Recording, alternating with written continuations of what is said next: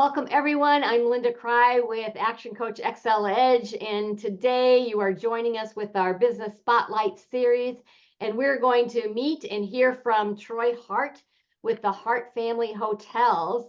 So thank you, Troy, for spending some time with us today. Thank you, Linda. Well, let's just get started by hearing a bit about you, who you are, what your business is, maybe how long you've been in business and how you got started. Yeah. Well, I'm the CEO of Hart Family Hotels. We also have two sister companies that are Braveheart Development and Hart Family Coffee. I have spent 27 years developing and operating hotels. My family has a 62-year history of doing the same. So my grandfather, Jack Phillips, was kind of the first entrepreneur in our family. And he was the father-in-law of my dad, Murray Hart. And my dad mentored and taught me, and I grew up in the hotel business. So when I was a young kid, if you wanted to see dad, you jumped on your bike and you drove a mile and a half down to the hotel to see him. So we'd play catch in the parking lot, in between phone calls. And so I was immersed in business, and the way he handled business was business and life just mixed together. So he taught us to whistle while you work. So you're going to work a lot in your life. You may as well find a way to make it fun. So it really had a dramatic impact on my life once I learned that not everybody understands that you can enjoy working. And instead of letting it be, something that you're trying to avoid and get out of, to lean into it, embrace it, and build a better life. Beautiful. There's great wisdom in that. And Troy, I think you're spot on. When I meet a lot of business owners and business leaders, and it's like the grind, the daily grind, and the spirit or the joy in their work, and they've lost the meaning and purpose somehow. So what do you think? You said playing catch in the parking lot between calls. What does that work-life integration look like for you? How have you learned from that and maybe applied in your world? Well, I think the first thing is setting the expectation with your family that what we do is a little bit different than what everybody else does. We don't have a 9 to 5. We are on call for our businesses 24/7. And especially in the hotel business where you're actually open 24/7, 365, you never know when there's going to be an employee problem, a customer problem, a problem with a building. So you just have to be ready to handle those things when they happen. The trade-off is when things are going well and you're successful, you have more say in your time. But I think that's kind of how I've learned to get comfortable with it, is just making sure my family knows that there are months when dad's around quite a bit and there are months when he's on the road a lot. And as long as they understand it and can see, number one, the passion and how happy working makes me. And number two, just be a role model for them, to show them that in the United States of America, you don't get ahead on 40 hours a week. I wish you did. I think we all wish you did, but that's just not true. So even if you work a 40-hour week job, you better be prepared to invest in yourself outside of that 40-hour work week so that you can grow your knowledge base and improve your skill set. Yeah, beautiful. And time mastery, we call it, is really self-mastery. And to your point, setting expectations. And so that idea now of what, third generation going into family-owned businesses, there an interest that you might see a fourth generation? And if so, how are you preparing that? Or what does that next generation of leadership look like for you? Yeah, well, I've told all my kids that they need to go out and work in some other field or whatever they're passionate about until at least the age of 30. And then at age 30, if they decide that coming to learn in the family business is something they'd like to do, then they have that opportunity. I've seen people go into family businesses just because it was the family business, and they ended up with some miserable lives. And so I don't want that for my kids. Money should not decide what you do. You got to find something you're passionate about. So I would almost prefer that they go out and find something else to do. Because a family business can be difficult. The roles that we all have, there can be some conflict there. One day you've got the dad hat on, the next day you got the boss hat on. So if one of them is passionate about it, then I'm definitely gonna have an open door for that. Beautiful, beautiful. So let's go to role clarification. So your role as a CEO, and then you have a team of others, you have a chief operating officer and others. How many people are in your organization?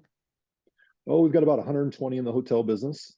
We've got 250 in our coffee business. We are a franchisee for Scooters Coffee drive-throughs in the state of Wisconsin and Aberdeen, South Dakota. And then we also are a franchisee for Hawaiian Bros in the state of Iowa, and we have about 45 people at that location. That business is expanding, and in some time we'll probably have 500 people in that business, but we're kind of early innings of that growth. Beautiful. Well, I have to admit, this morning I stopped and got a Scooter's coffee before I went to my first training session that I had. So thank you very much. You're in our Beautiful. backyard and we love it. Yes. Love it. Thank you. And I'm all about, right, doing business with the mid-sized and small businesses, especially as they're growing. You know, that's what America's built on. You Because bet. you're the type of organization that gives back to the communities in which you work and live and play. And you know, that's what makes America great for sure. So let's talk about that, right? So you've seen massive growth. What would you attribute that massive growth to? Developing team is part of it. Maybe talk about that, or what else do you think was key for your growth? Well, the first thing is having great teammates. You know, if you're not successful in the first thing, you can't move on to the next thing. And once you move on to the next thing, you have to be able to focus and learn that business, which takes away from your focus on the first business. So it's important that the people that you've moved into leadership positions are ready to handle that responsibility. And that's an ongoing thing. You always have to, the world changes, business changes. So you may have had the hotel business down pat a decade ago, and it looks very different today. So that's part of the growth. But the other part is we use investor partners. So we create fractional ownership in all of our businesses, and investors can reach out to us through LinkedIn or other platforms and see what opportunities we have. And when you build a hotel like the one we just opened in Milwaukee, it's $16 million project. So I don't have that kind of money to do something like that by myself. So you find other people that want to invest in real estate, want the returns that private real estate can provide, and you just network with them and you build trust, and then at some point you form um, LLC groups, and we might have as little as 5 owners or as many as 25 on a given project. So that's how the growth comes together. It's stacking our cash together to do special projects together, and it's really cool to be able to take a bare piece of dirt and build a building, $16 million building, and then to see people have events there and create memories there, whether it be weddings or someone that's going for an interview for a first job. My son's got some of that coming up, so it's exciting to see people going through their life cycle and see how they use your hotel to better their life along the way. Love that. So you're spreading the risk a bit and also spreading the reward when it works as Yep. you develop those relationships. How do you then, as you talk about the investment model, that's one thing. Investing in your team of people, what do you look for on either in investment partners or in team members? Is there something that you look for specifically? Well, yeah, we want people that are hungry. We want people that are humble and teachable. Um, I think that those two pieces are what is most critical. I also like to see people that smile, that are happy. When you're in service businesses like we are, you got to love people. And I've been shocked at times to find, different people that I've mentored, and I've asked them about how do they like it here, and they'll say things like, "Well, I'm not a people person." I'm like, "Well, you're in the wrong business then. We're in the service business. We got to love people." And what I learned growing up in the hotel business, I used to walk through the parking lot and I used to try to see what all the different license plates look like. And then our customers would kind of get to know you, and they know your name. They knew I was the owner's son, and you just learn about them and learn about their job and what it was. And I was just curious. Where are all these people coming from? What do they do? Where do they live? And as a hotelier, if you're in the hotel business, if you just really embrace meeting new people every day and how fun it can be, you don't need reality TV. You're living reality in your hotel, and that's the part to me that if you learn how to really enjoy what you're doing, oh man, you can have so much fun, and then they give you a paycheck at the end of the week too. So Right? There's reward in it. Yeah. yep, And sometimes we make it too hard. Sometimes we make business too hard. You right. know, I like to talk about it's about people and process. and you got good people want to do good things, that sometimes when things go bump in the night, there's an underlying process that's outdated or fractured or broken or doesn't exist. So talk a little bit about that. Where do the systems or the process come into supporting the people in your different establishments? Oh, sure. Well, the foundational one is the training, right? To have the proper training systems. And so people aren't taught customer service in their home. Unfortunately, we don't teach it in the school system. I'd like to see more of our teaching in our school system be around practical skills that people can actually use in their life. In my mind, a lot of the things like personal finance, it's kind of you can take the class, but you don't have to. It's an optional class. It should be priority number one. Customer service should be priority number one. Everybody should do a customer service job at some point in their life.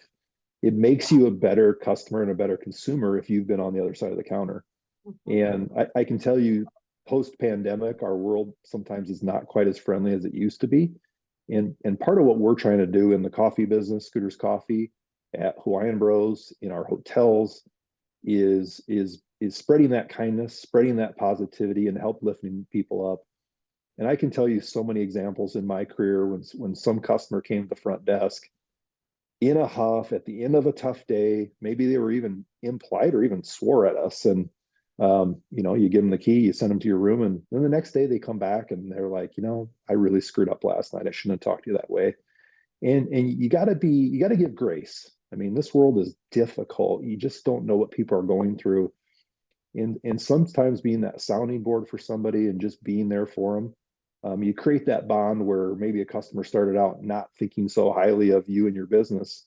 And by the end of the stay, they're like, I will never stay anywhere else but with you.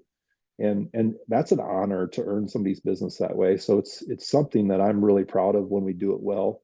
And fortunately, we've got a lot of great people at Hart Family Hotels, at Scooters Coffee, at Hawaiian Bros, that do the same thing, their intent is to spread kindness, to put smiles on people's face, because that's what it's all about. We determine the meaning, right?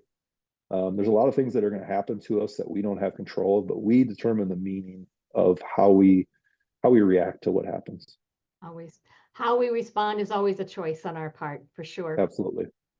You reference this and just want to touch on it a little bit more. The experience is the marketing.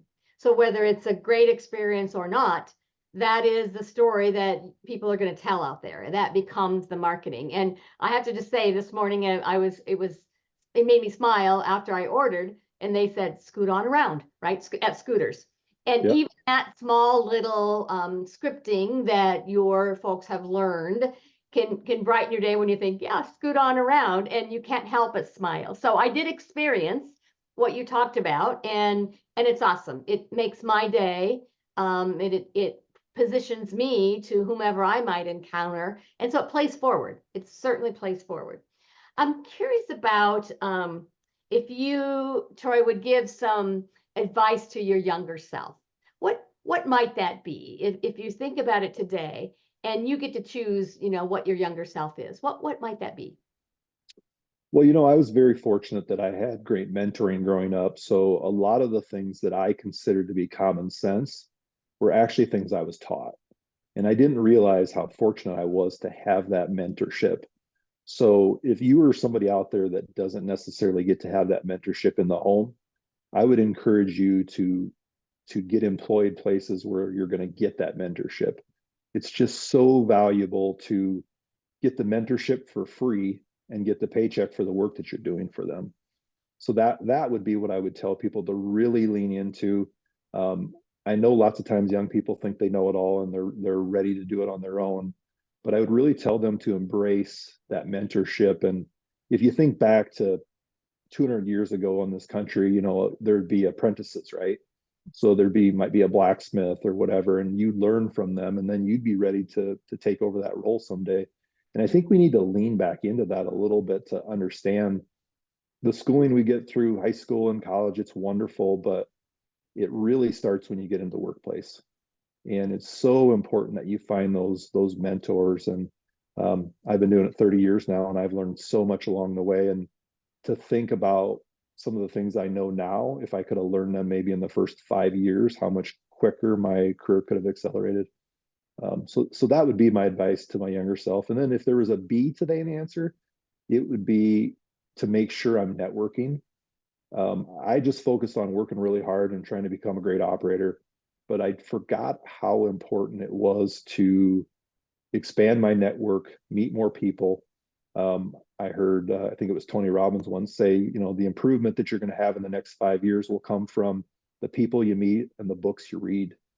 And at first I thought, oh, that's an interesting comment. And the longer I live, the more I'm like, absolutely, absolutely. It's critical that I already know what I know. What I don't know is what other people can tell me. And so it's to have the humility to ask people for help, to have the humility to call some people up. And I still do it. When we got into the Hawaiian Bros system, there was a gentleman here in Omaha who owns a bunch of Jimmy John's, and he's very good at the QSR space. And I just said, hey, can I buy you a cup of coffee and talk with you about how you do it? And in that 2 hours, what I learned from him, I should have had to pay $5,000 for it. But those are the things that you have to have the courage to do. And quite frankly, for someone out there that's looking for a mentor, you might hear a no. That's okay to keep asking people, because people are busy, and some of the best mentors have all kinds of people asking for their time, and time's not unlimited, so it can be difficult. But just keep trying, and try to recognize when someone is trying to help you, to really open up and embrace that. Because I'll tell you, as a leader, when you're teaching people and you don't feel the response back, sometimes you wonder if it's worth your effort. But when someone opens up and says, man, I want to learn from you, you can create some very rewarding relationships. That intrinsic reward, you almost get more yourself as someone who's played it forward. I totally agree. Very congruent in that spirit. I've invested in an executive coach my whole career. And sometimes it's formally and sometimes it's informal, as you said, with mentorship. And yet sometimes that mentorship can drift if there's not, an exchange. And so having that opportunity to invest in that, as you pointed out, common sense isn't so common. It comes from a